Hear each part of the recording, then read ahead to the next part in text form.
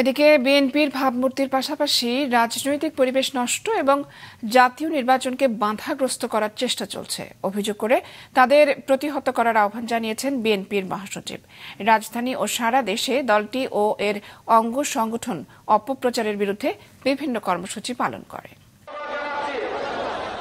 BNP ও তারেক রহমানের বিরুদ্ধে অপপ্রচারের প্রতিবাদে দলের এবং অঙ্গ সংগঠনের বিক্ষোভ মিছিল ছিল নয়াপল্টনে।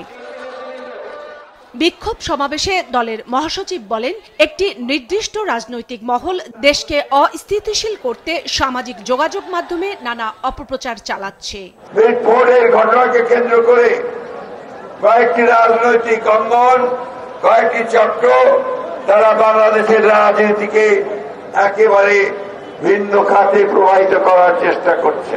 এই ঘটনার পুঙ্খানুপুঙ্খ রূপে তার তদন্ত হতে হবে এবং যারা দায়ী তাদেরকে খুঁজে বের করতে হবে, দৃষ্টান্তমূলক শাস্তির ব্যবস্থা করতে হবে।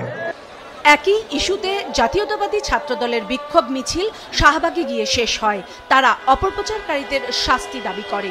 এই ইস্যুকে কেন্দ্র করে বাংলাদেশের বিভিন্ন শিক্ষা প্রতিষ্ঠানে অল্প কিছু শিক্ষার্থী, অল্প কিছু গুপ্ত সংগঠনের নেতাকর্মী দ্বারা ইতিমধ্যে এই ক্যাম্পাসকে অস্থিতিশীল করার জন্য এবং মব তৈরি করার জন্য একটি ফাঁদ পাতা হয়েছে। এর আগে সকালে গুলশানে দলীয় সংবাদ সম্মেলনে মির্জা ফখরুল অভিযোগ করেন, একটি গুপ্ত সংগঠন তারেক রহমান ও দলের ভাবমূর্তি নষ্ট করার চেষ্টা করছে।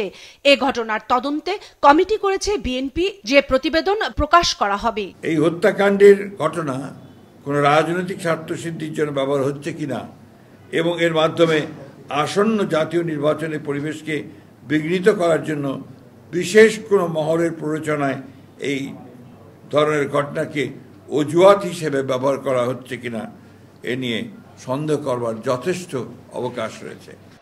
একই প্রতিবাদে সারা দেশে বিক্ষোভ মিছিল, সমাবেশ ও পথসভা করে বিএনপি ও তার বিভিন্ন অঙ্গ সংগঠন। মিটফোর্ড হাসপাতালের সামনে নৃশংস হত্যাকাণ্ডের শিকার ভাঙারি ব্যবসায়ী লাল চাঁদ সোহাগের মৃত্যুর জন্য বিএনপির চাঁদাবাজি দায়ী।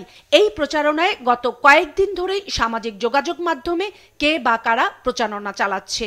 এরই সূত্র ধরে আজ সারা দেশে বিক্ষোভ সমাবেশের কর্মসূচি করে বিএনপি ও তার অঙ্গ সংগঠনগুলো। কাউসার সোহেলি, মাছরাঙ্গা সংবাদ, ঢাকা।